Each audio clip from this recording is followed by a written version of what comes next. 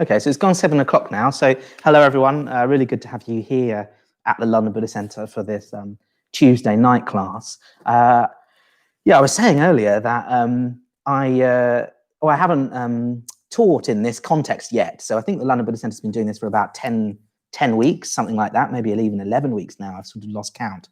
But this is my first time here teaching in the London Buddhist Centre with this setup. For about a year now, though, I've been teaching regularly on this Tuesday night class. So it's got a kind of strange feeling for me to be here in the main shrine room, about to be with you for an hour, exploring Buddhism and exploring meditation together. So yeah, I'm sort of slowly adapting to looking at you down the lens.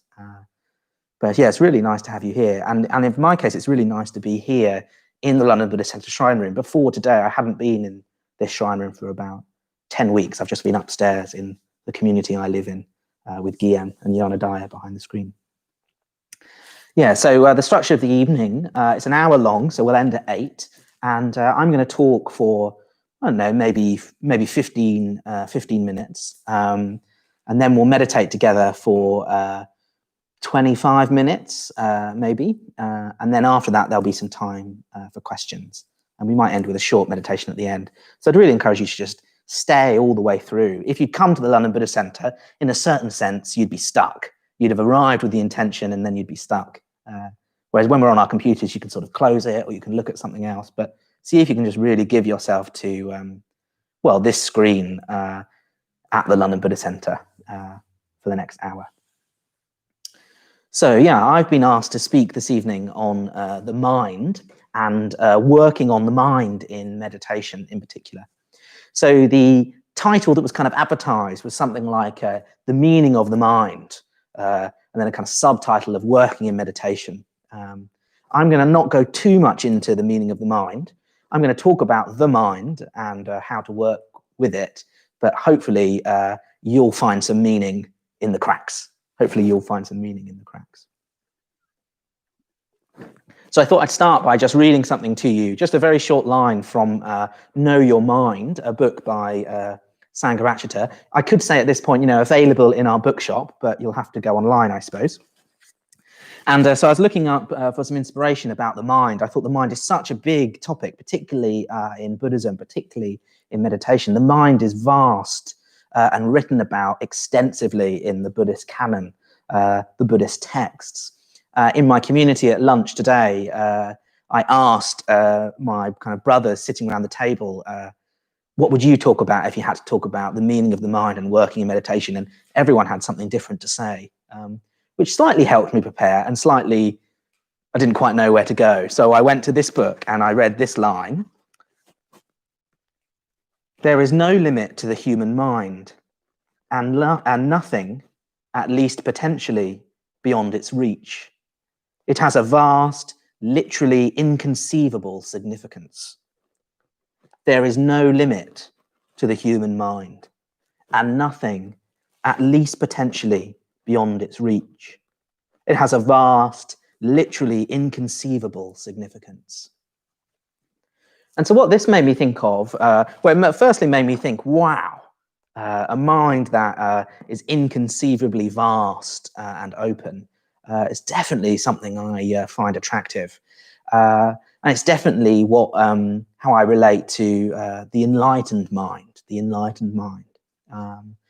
So anyone that knows sort of anything about Buddhism, even a little small bit, will know that at the center of everything is the Buddha, a man who was born a man, born just like you and I, some time ago now, several thousand years ago. But born a man and yet became enlightened, went on a quest and became enlightened. So I thought I'd talk a little bit about the enlightened mind to begin. And late last year, back when things were sort of normal, I was on a retreat at Vajrasana, our retreat centre in Suffolk, which I miss going to actually. I was giving a talk there on the enlightened mind to a group of people under 25. We have a kind of sub-25 project, so do look out for that if you happen to be under 25 and watching this. And in that talk, I discovered that in the Buddhist canon, in Buddhist texts, there's 4 ways of talking about the enlightened mind traditionally. what it's not, what it is, some paradoxes, so what it is and isn't all at the same time, and symbols. So yeah, what it's not, often the enlightened mind is talked about in terms of negatives. It's not greed, it's not hatred, it's not delusional. The enlightened mind is free. It has eradicated the poisons of greed, hatred, and delusion. These poisons that drive the human mind day to day. You know, I personally am so driven by what I want to bring towards me, what I want to push away, or particularly people I want to pull towards me or push away. But also I'm just driven by this delusion, by my sense of not really knowing what's going on in the world. So I really like this enlightened mind being talked about as no greed, no hatred, no craving, no aversion. I find that attractive. But more attractive than that, I find the positive ways to talk about the enlightened mind. You hear in the Buddhist canon, in the Buddhist texts, lots of, so the enlightened mind is love, the enlightened mind is bliss, the enlightened mind is infinitely creative, even that it's free, it's completely free, a mind that's completely free. God, I find that really, really attractive. It sort of speaks to me. Of the enlightened mind experientially, I'm not sure how much I sort of know. I've had maybe like glimmers of glimmers. But maybe in my life, I've had experiences of looking up, or moments that have opened up my heart in this kind of positive sort of bliss or peace or creativity or freedom. And I can just sort of imagine that expanding. Becomes very, very attractive. Paradoxes I thought I'd leave out for this evening. Because they can get quite complicated. But I thought I'd particularly talk about symbols. Mainly because I'm sitting next to or in front of a symbol. I hope you can see that on the screen. So right here is the Buddha. A symbol. It's not literally the Buddha, of course. It's a statue, but it's not just a statue either. It's a symbol. And if you were here at the London Buddhist Centre, you'd be sitting with me around it. We'd be sitting around this symbol. And it's gold, and it's much, much bigger than me. It's like double scale, maybe. I don't know how big it is, but it's big and it's gold. I particularly notice this when I go to our retreat centre at Vajrasana, and the Buddha Rupa there, the Buddha statue there, is massive. It's huge, and it's golden, and it's bright, and it's sort of wonderful and beautiful, and sort of a bit intimidating. And I think maybe that's all we need. Maybe all we need is symbols. So maybe all we need when talking about the mind is to just look at images of the Buddha. It's interesting, isn't it, that, well, at least when I look at this statue, this sort of static object, it calls to me something of the mind, what mind is. Maybe that's because I'm now a Buddhist and I sort of learned about the Buddha and have been inspired by it and studied it. But also I remember when I first came along to the London Buddhist Centre and I saw the golden Buddha figure, I thought, yes, please. That's great. And a little bit intimidating, or a little bit strange. Particularly later on when I went on retreats and was invited to go up to shrines and light candles and sort of bow to these images, these symbols. I wasn't sure at first. I thought it was a bit bizarre. And then I remember one evening where, sort of besides myself, I went up during this mantra, during this chant, and I just found myself bowing in front of this symbol of the enlightened mind.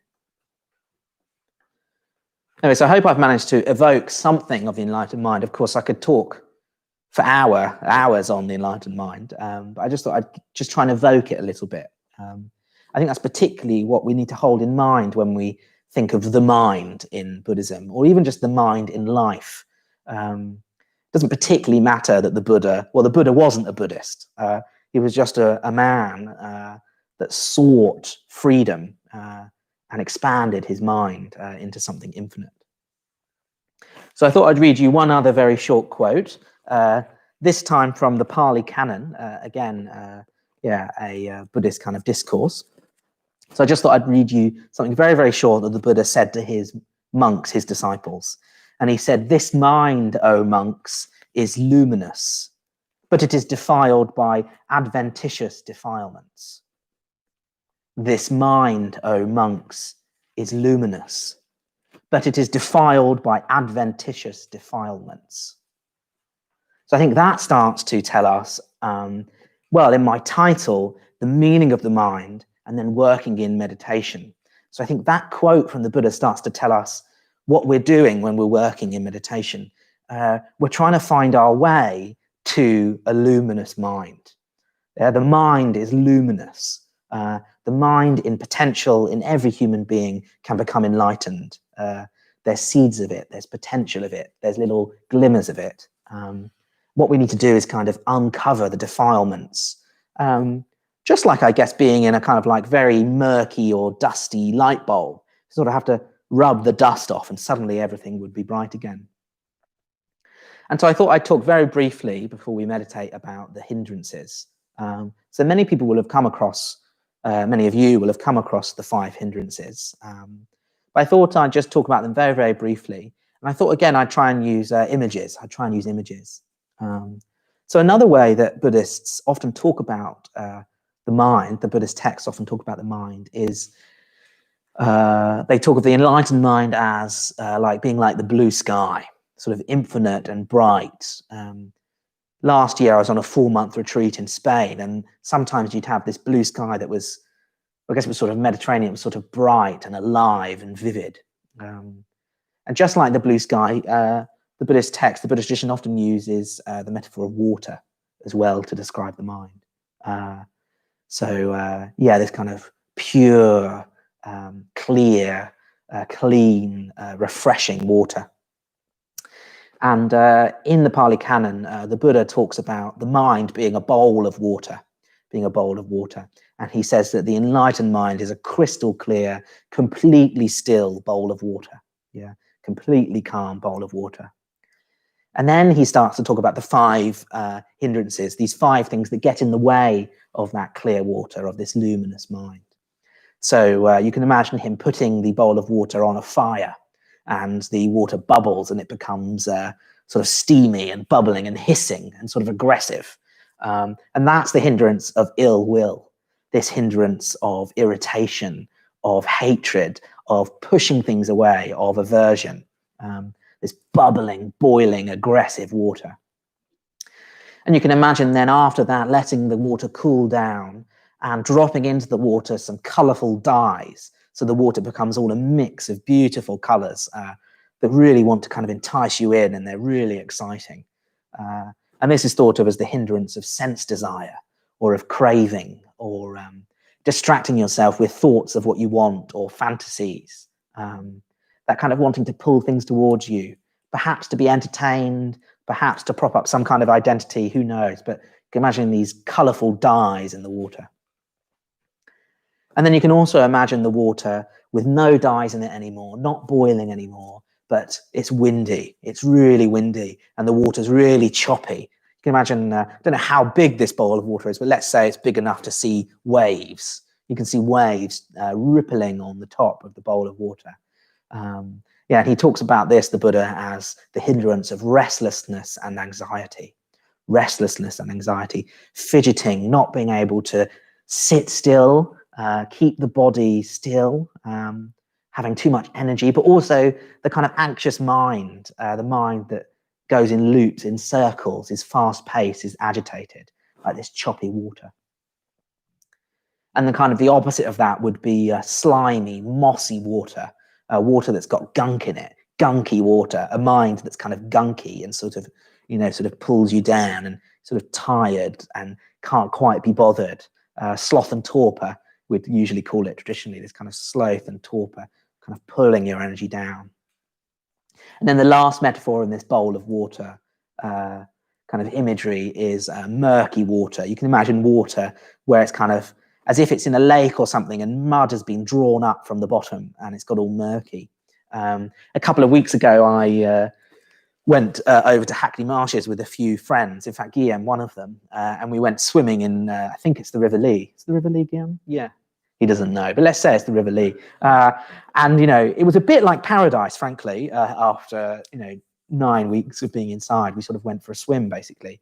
but the water wasn't all that clear, particularly once we got into it and stirred up the mud at the bottom. It got all murky and you couldn't see through it anymore. So that's this last metaphor, kind of murky, muddy water. And that's the hindrance of doubt, the hindrance of doubt. And when we're talking about doubt as a hindrance, we're not talking about a sort of thinking things through or reasoning things or intelligent questioning. Just talking about this kind of like all-pervasive doubt. Often for me in meditation, it's not so much that I don't believe in the meditation or that I don't believe in the potential of the enlightened mind. It's that I don't think I can do it. I've tried and tried and tried, and it's too hard. And my mind becomes murky and full of doubt. Yeah. So we've got these metaphors, this boiling, bubbling water, this ill will, water with colored dyes in it, sense desire and craving, choppy water with waves in it, restlessness and anxiety, this slimy, mucky water, kind of sticky or grim, is sloth and torpor, and then doubt, this murky water. And I like that metaphor of doubt, the murky water. It's sort of the worst one, really, because the murky water, it's just taken over the water completely. The water's completely taken over with this kind of grit, this murk. Anyway, yeah, so I think that's how we can work in meditation to move towards this luminous mind, this luminous, enlightened mind, is to use these metaphors as we meditate.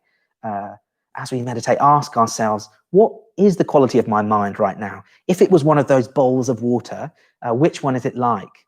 Or is it like lots of them? Am I being blown around by distractions? Am I being blown around by anxiety? Do I just feel not particularly up for it, a bit kind of low energy? Do I doubt that it's worth doing? You can kind of notice it. And then what's really important about working with the hindrances in meditation is they're not to be taken personally. We all have these hindrances, ill will, sense desire, doubt, restlessness and anxiety, sloth and torpor. It's just part of having a human mind. It's part of having an unenlightened human mind. Yeah. So what we need to do in meditation is just really get to know these hindrances, get to know the quality of the water of our mind, using this metaphor. Often the hindrances are talked of as a covering that covers over the potential of our mind, a kind of cloud over a blue sky. Yeah. Just like these metaphors of the water, there's just things in the water that we just need to carefully remove or carefully stop paying attention to so that we can go back to that crystal clear water. We can get a taste of that. And I think that's a really good way to work in meditation. So as we do the mindfulness of breathing, as we do the metta bhavana, as we do a just sitting practice, you just relate to your mind like these bowls of water and get interested in it. What is that like? How am I going to work with these hindrances? And just see if you can just very slowly, carefully start to work with them. I think this evening I won't say very much about what you can do. Traditionally, things like you can acknowledge what's there. Just by noticing what hindrance is present, that will help. Maybe you can try and cultivate the opposite. If you're restless, try to calm yourself. If the water is really murky with doubt, then just try and think of something that inspires you, bring something to mind. But I just think sometimes these metaphors are enough. Just like when I was saying, just looking at the Buddha, maybe that's enough. Just looking at this statue, maybe that gives you all you need. So maybe these images of these bowls of water, if you sort of pick them up in the right spirit, use your imagination, use your visual faculties, maybe that will be enough to help move your meditation along. So what we're going to do in a minute is I'll lead us in a short, probably about 20-minute meditation, about 20-minute meditation. And I'll lead us through it. But in the second half of it, I'm going to leave you kind of to you and your mind. I'm going to leave you and your mind alone. And you can get on with things. So I'll lead us over 10 minutes into something of a meditation. It won't be the mindfulness of breathing practice in the full way that we teach it at the London Buddhist Centre, but I'll pull mainly from the mindfulness of breathing practice, a few principles. But then for the second half, don't be concerned if I don't say very much or look like I'm frozen. I'm sure I'll come back to life. So just that's your chance to work on your own mind. So in that bit, you could keep working on the breath, you could keep relaxing your body, Or you could kind of try and dwell on these metaphors I've just shared with you. This boiling water of ill will, the coloured, dyed-filled water of sense desire, the choppy water of restlessness and anxiety, and the slimy moss of sloth and torpor, and this murky doubt. And just see if you can slowly try and move towards something that's closer to the luminous, clear water. Yeah, we probably won't get to the enlightened mind, but we can certainly move towards it. So let's set ourselves up to meditate together. So just make yourself as comfortable as you can. One thing I'd really recommend is to have something to support your hands. Yeah, have something to support your hands. So if you're sitting on a chair, your lap might suffice. I'm tying a kind of scarf around me. You might have a jumper that you could put on your lap or a cushion. But yeah, find a way to support your hands. And take a few moments to, just get as comfortable as you can.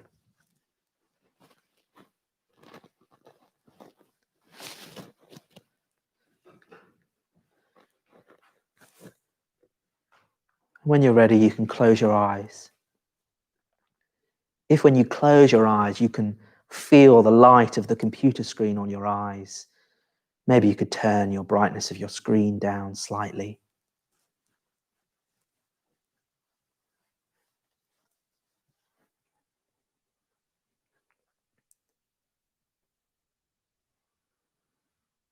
But otherwise, taking a moment to settle down into the meditation practice.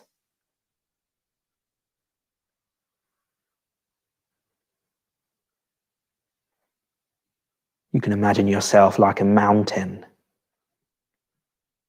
sinking down heavy into the ground, letting the cushion or chair or floor take your weight, but also like a mountain rising majestically into the sky.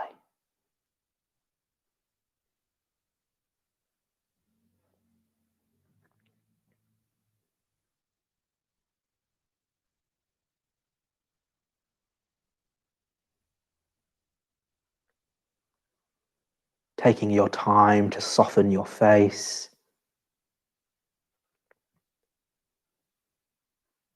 We use the muscles in our face all day long, all kinds of different facial expressions. But right now we can just let all that go.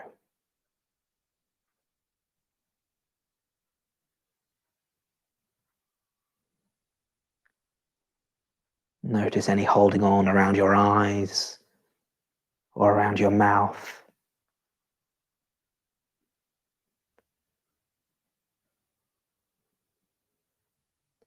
Are you clenching your jaw?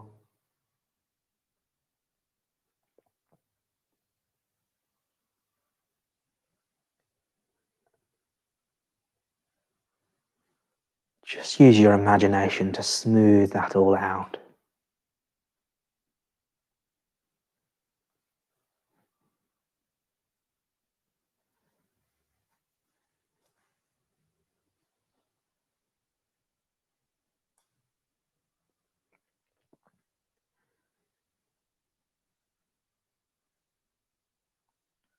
With your hands supported, you can really let go of the weight of your arms.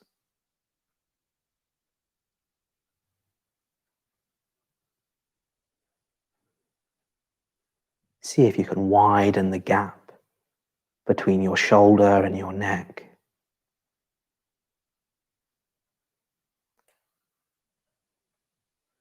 Expanding the air between your ear and your shoulders.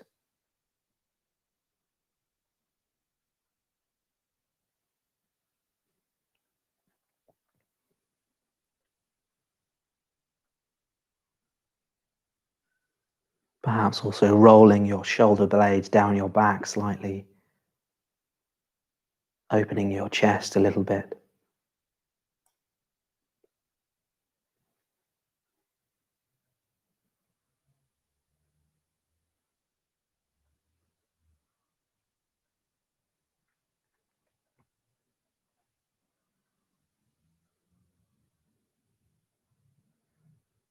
And then taking some moments to soften your belly.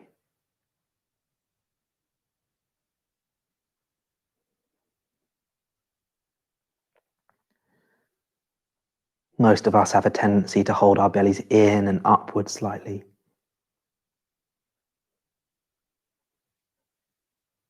So just see if you can let that go.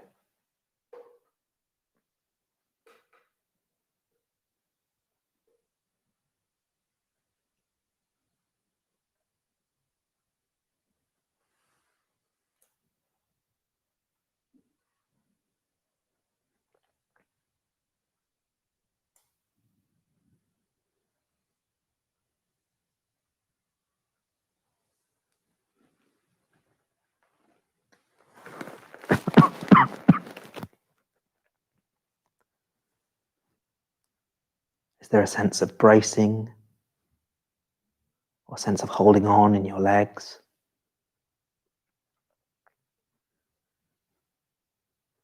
Do you feel like you're ready to get up at a moment's notice?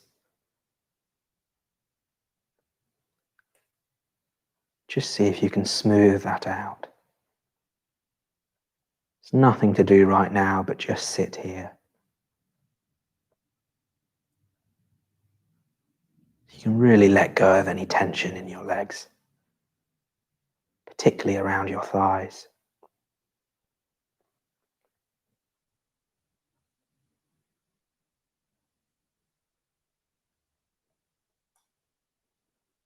Just taking these moments to comb through the experience of your body, softening tension and letting go of holding on wherever you can.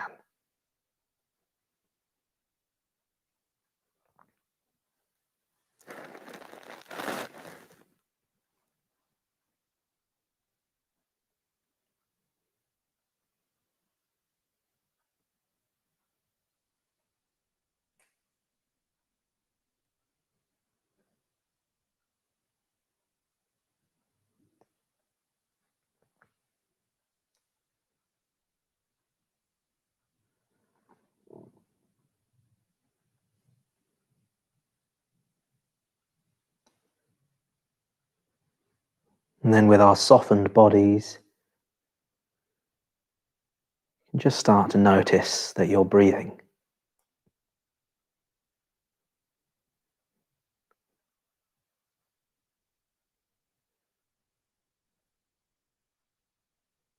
Do try to keep this sense of your relaxed, calm posture.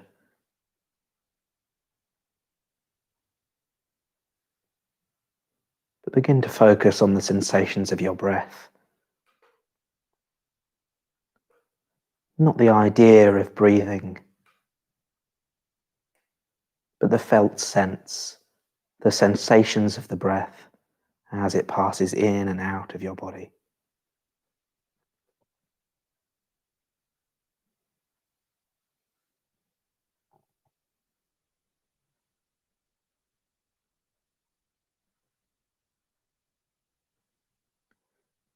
At its natural pace, you can notice the breath coming in and out.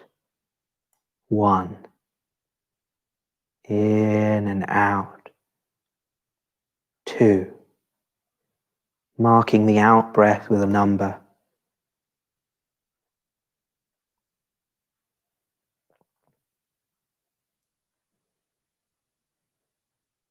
The breath comes in at its natural pace. 1, in, out. 2. Placing a number at the end of the out breath, up to 10, and then starting again at 1. And if you get distracted, lose count, or go off elsewhere, you just congratulate yourself for noticing. Come back to the breath, allow the breath to come in and out, and start again at 1.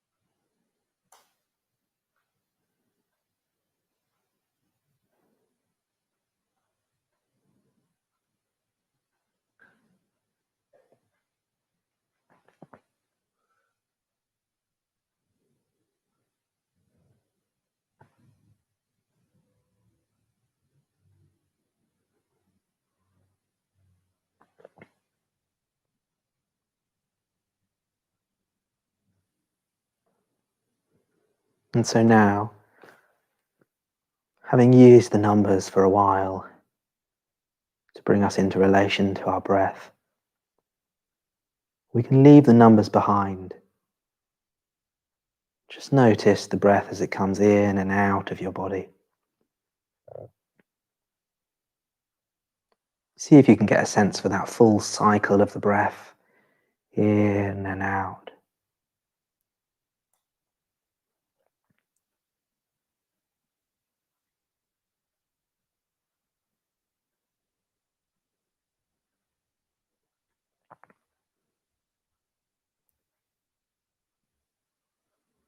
And as you do so, as you meditate on the breath, take moments to notice the quality of your mind, the quality of your experience. What's happening in this meditation for you?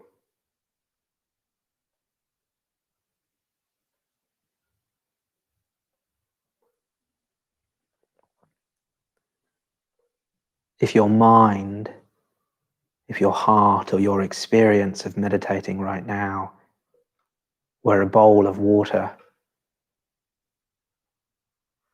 what would it be like?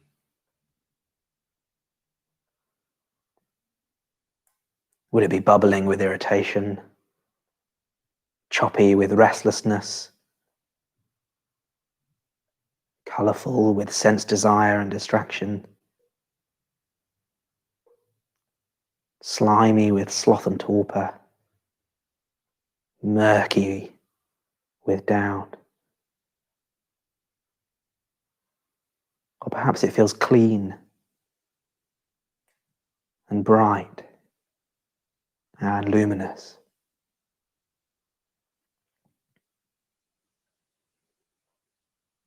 No need to spend too long dwelling on that. Just come back to the quality of your mind. Every now and again, while you follow the breath as it passes in and out of your body.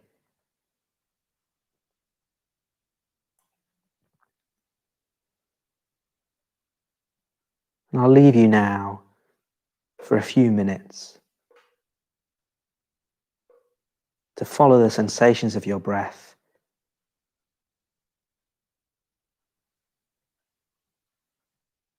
but also getting a feel for the quality of your mind. And if you get too distracted, you could use the numbers once again to bring you back.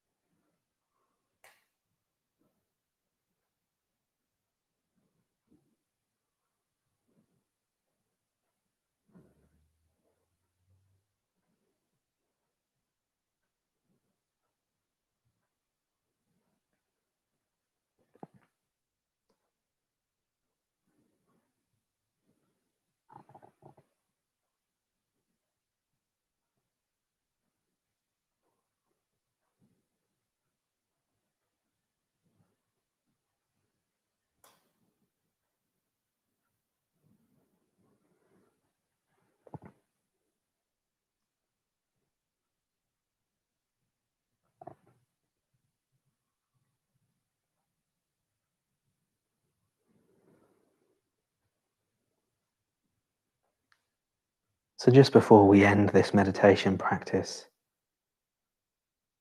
you can just let go of any effort you're making. Nothing to do right now, but just sit here.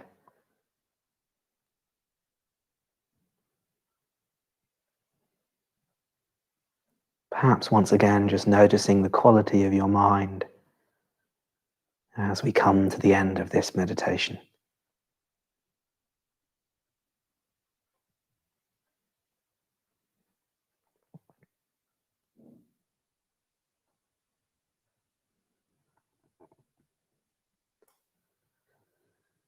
And then when you're ready, and with no need to rush, you can open your eyes and once again sit comfortably.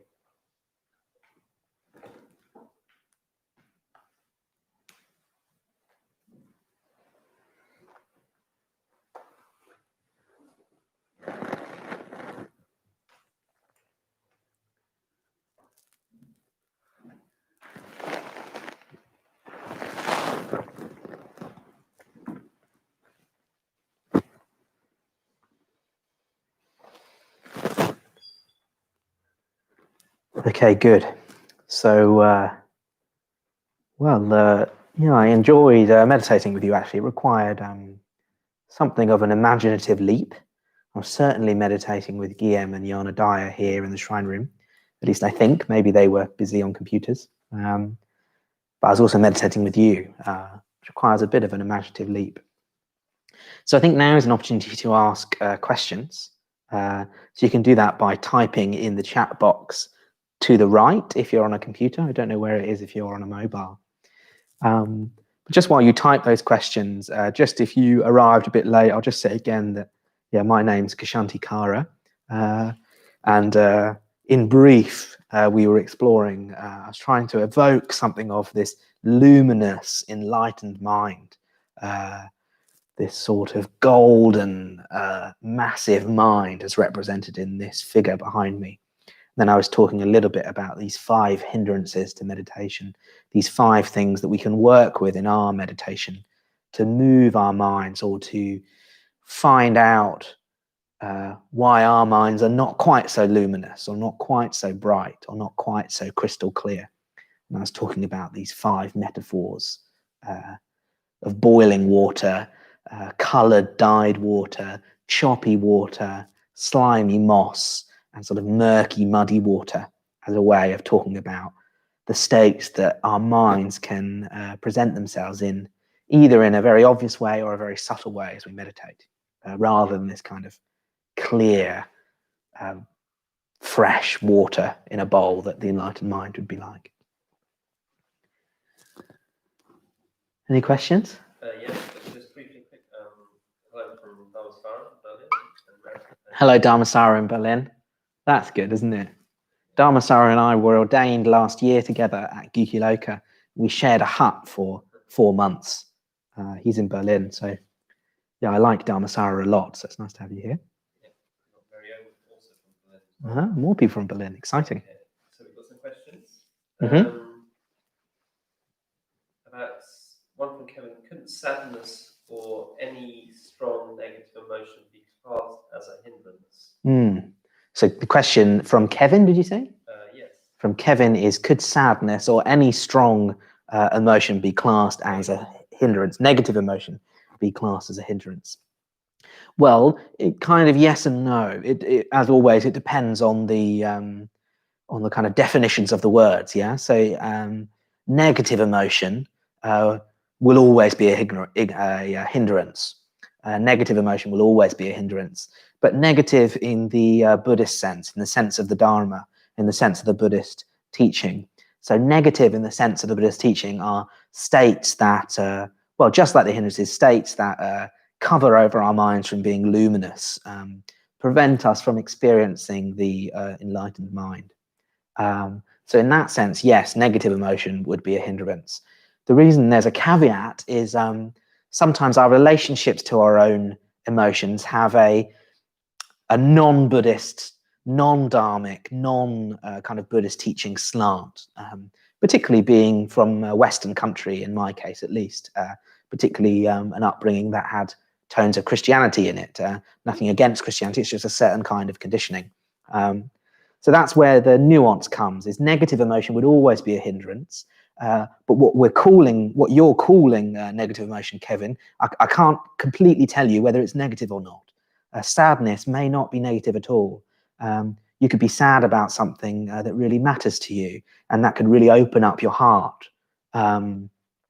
You could feel, it is possible to feel let down or disappointed by somebody, I suppose. And if that didn't move into anger, or didn't make you blame them or hate them or move away from that person that disappointed you, maybe it wouldn't be negative, maybe it would be positive, maybe it would have a sense of, you could add a sense of reflection, or what is it like to be disappointed, and why do I allow myself, my mind, to be like that? So I hope you kind of see what I'm saying, that definitely negative emotions, anger and hatred, and even craving and wanting and not understanding, in a way, are negative emotions. But just be careful what you call negative in your experience, because, well, explored in the right way in meditation, things can be positive, could move you towards freedom or enlightenment. Yeah. Okay, a few more questions. One from Oliver. Just asking about whether we can have moments or glimpses of enlightenment as opposed to being fully enlightened all the time as the Buddha was. Yeah, so Oliver's asking if we can have glimpses of enlightenment rather than continuous, I guess, just being fully enlightened like a Buddha. Well, I'm not completely sure. But I think in my experience, I've had glimmers of things. I've heard some friends and some teachers talk to me about seeing glimmers of enlightenment, glimmers of enlightenment. So I don't know, even something as simple as sometimes in meditation, I might bring the Buddha to mind at the beginning, or possibly even throughout. Sometimes in meditation, I might imagine myself meditating with the Buddha, meditating with an enlightened being. What would that be like? What would that be like? So in a way, I'm using my imagination to have a kind of glimmer, have an experience of the enlightened mind. It's hard to tell if I bring the Buddha to mind, if I bring enlightenment to mind in my meditation, is that a taste of enlightenment? Because I am doing it with my mind. Yeah, I am with my mind. I'm bringing enlightenment to mind. So maybe that's a way to taste it. Or maybe other things, like often on retreat, particularly often when people go on their first long retreat, usually we'd have loads of people coming to the London Buddhist Centre, and then we'd have loads of them going off on retreat.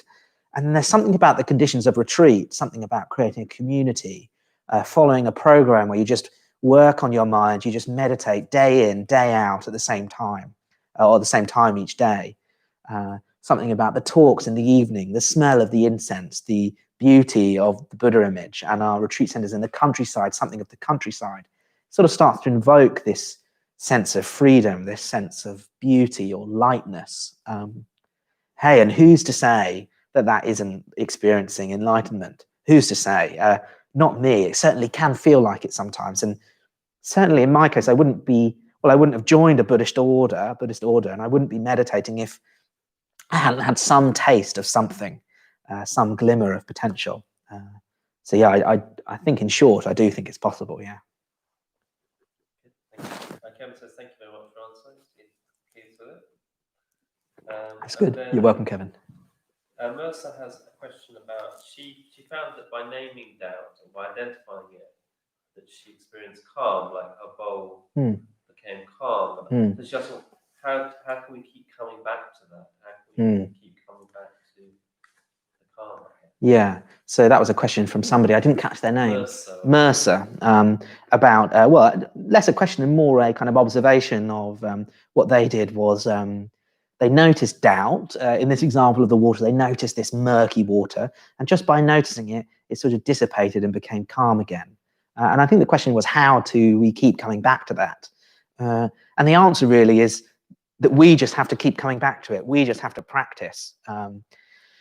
I remember talking to my friend Jayaka, who some of you will know. He's the men's Mitch convener here at the London Buddhist Centre. Has been around, well, I say a long time. I think I just mean longer than me. but a long time. And I remember talking to him once about meditation, and he was saying to me, I wasn't called Ksantikara, but let's say he was saying, Ksantikara, you know, I really love meditation. And I remember saying to him, yeah, why? I find it quite difficult. And he says, I just find the hindrances fascinating. There's these things, these murky water, this boiling water, ill will, sense desire that covers over my mind. And I just really love each morning getting in there, kind of in the engine room of my mind and seeing what's going on. And I don't understand why it's like this, but I find it really exciting. And I think that's one of the best ways to keep coming back to this clear, clean mind in this metaphor of the bowl of water. Try and get excited by the process, which can be quite difficult. Try and remember the moments, like it sounds like you just had then, of, cool, you did feel doubt, but then just by staying with it, it went away. Maybe next time you might notice doubt and it won't go anywhere. And then that could leave you feeling depleted, and maybe you wouldn't meditate for a couple of days, a week, months, and then you come back to it later. So in those moments, try and remember when it did move on, Great. Question from Anna about saying her mind was quite murky today, and asking for ways to work with anxiety. Okay, what was their name? Anna. Anna. So Anna talking about, well, particularly about working with anxiety. So in these metaphors I was using for the hindrances, I was using this metaphor of choppy water, yeah? So water that's kind of wavy and moving around. I experience restlessness quite a lot. So restlessness is often the physical counterpart, yeah? Anxiety is kind of internal, let's say, and restlessness is external, let's say. It doesn't quite work like that, but restlessness may be in the body. So what I find is just trying to really sit still really helps. So you can imagine this choppy water. Maybe you can imagine you were about to go out to sea on some choppy water. What you would do is you'd just wait. You just wait patiently for the storm to dissipate. So I think you can do that with restlessness and anxiety. You can just sit still and you can just let it unfold.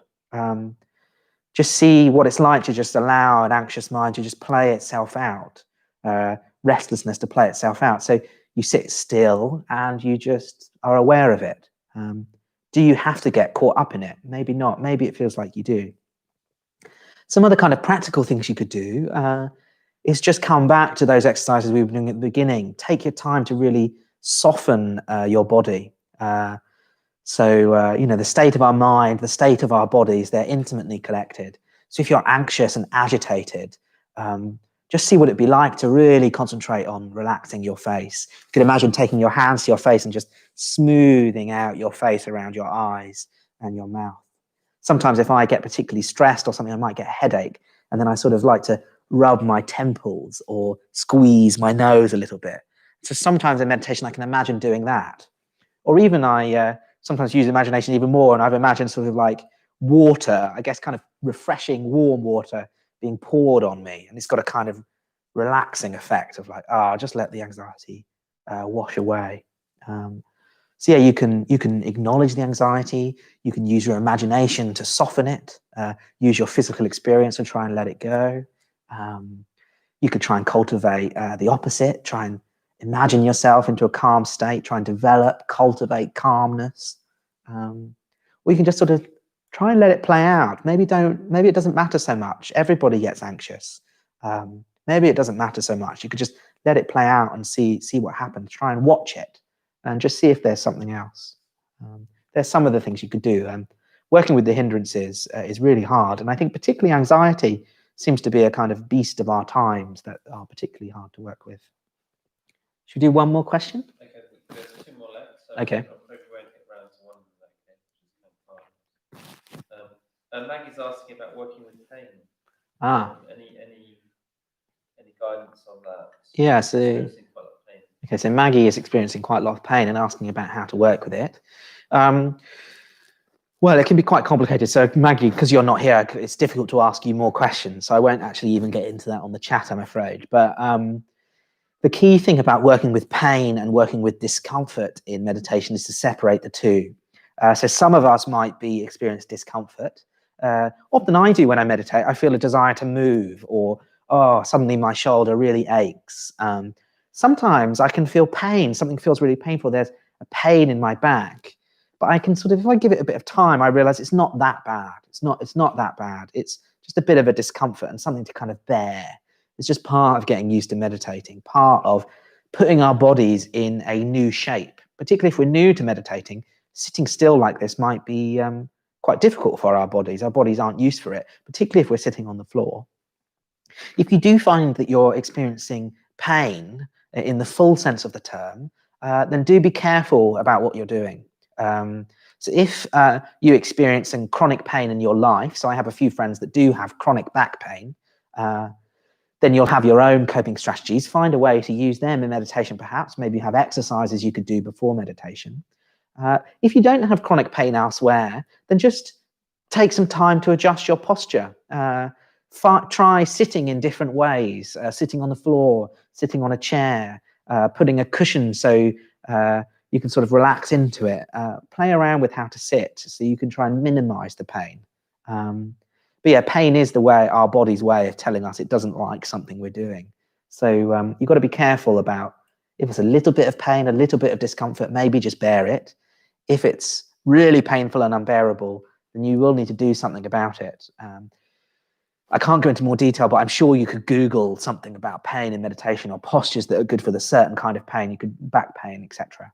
But a key principle here is to clock the difference between pain as a distraction, maybe it's not so bad after all, and pain that's telling you need to adjust the way you sit in meditation. Okay. So I think we'll leave it there. So sorry if we didn't get to your questions. This is a good moment to tell you an email address, stayingconnected@lbc.org.uk, stayingconnected@lbc.org.uk. And we've set that up to answer your questions. So you can email that email address any question you have. So it could be a practical question about how do I log into YouTube and answer a question, I couldn't work out how to do it.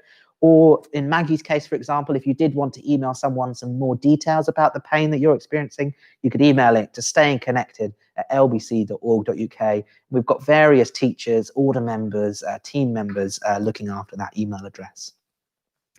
And well, I also just wanted to encourage you to keep joining in with the London Buddhist Centre online. And particularly this evening, I wanted to encourage you to tell your friends about it. I wanted to encourage you to tell your friends about it. I was reflecting I'm leading morning meditations throughout this week. And I was reflecting that usually what would happen at the London Buddhist Centre is on a Tuesday night, we might have 100 people in here. Imagine that, 100 people together in this small shrine room, very unusual now. And those 100 people, I'm sure, would have had an excellent evening. They would leave refreshed and inspired, with a new sense of how to live their lives. They'd want to tell people about how great the teacher was that evening, probably just like how you're feeling now. But the difference is that you're not going to bump into anybody. You're not going to bump into anybody. So usually you'd leave, you'd be inspired, you'd think, wow, that teacher, he's incredible. I must tell people to come back next Tuesday and to meet another teacher. It doesn't have to be me. So we don't have that at the moment at the London Buddhist Centre. So unusually, I've sort of got to make a request for it to happen, which can sound a bit kind of like controlling or something, or trying to influence the situation. But it'd be great if you were able to just tell some of your friends. We've got this every morning. We've got a session on Zoom for complete beginners, and it runs Monday to Friday on Zoom. So you could tell some friends that have never meditated before to try that out. Or maybe you're new to meditation. You could try that out. Just go to londonbuddhistcenteronline.com and you'll find all the details you need for our classes. But yeah, do encourage some of your friends to give it a go. Meditation is great right now, really important. So I thought I'd really encourage you to do that. And I thought also, I'd like to encourage you to make a donation. You could make a donation. So as I said, I've been doing a few of these classes on Zoom, and I've been trying to come up with innovative ways to ask you to make a donation. And I could talk about the fact that I don't work at the London Buddhist Centre. I used to work at the London Buddhist Centre, but I don't anymore. So I'm just, as it were, just a man who happens to be in this order, who was invited to teach this evening. So I spent most of my afternoon fretting about what to say. And then we came down here, and Guillaume and Jana Dyer came down here with fairly expensive lights, a sort of quite swish webcam, to be honest. Flowers, we're kitting it out with flowers. Yeah, these things cost money. So basically, these things cost money, and we need someone to pay for it. So why don't you make a donation? It'd be great. It might even make you feel part of something. Why not? Why not? I think often we'd end this class with a short meditation, but we won't do that tonight, actually, because it's 8 o'clock now. So I think it's good to end on time.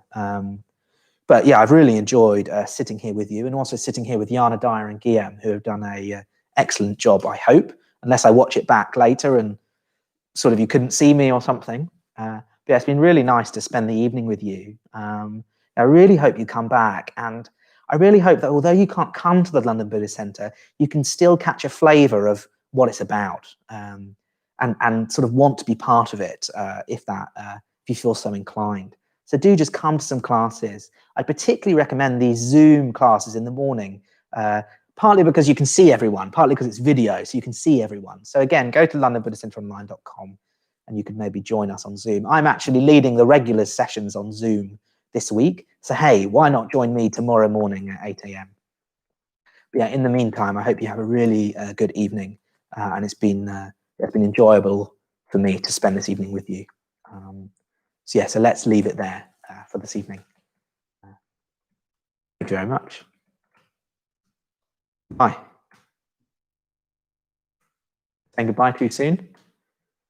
Like kind of rolling.